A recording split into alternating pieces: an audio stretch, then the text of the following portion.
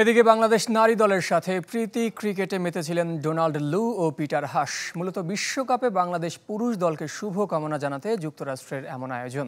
ক্রিকেটে বাংলাদেশের অগ্রগতি তুলে ধরে ডোনাল্ড লু বলেন, বাংলাদেশের মতো বিশ্বকাপের আয়োজক হতে পেরে গর্বিত যুক্তরাষ্ট্র।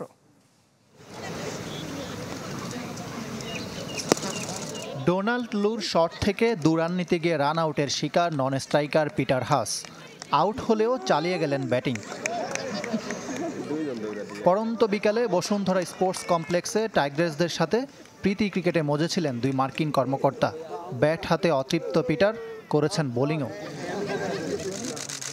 ক্রিকেট খেলার মোড়কে মূলত বিশ্বকাপে বাংলাদেশ দলকে শুভকামনা জানাতে মার্কিন দূতাবাসের এমন আয়োজন।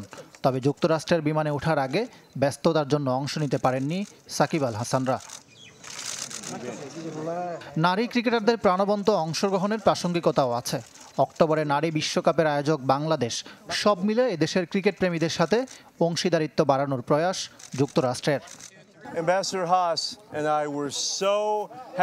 পিটার এবং আমি ক্রিকেট খেলতে পেরে খুব খুশি।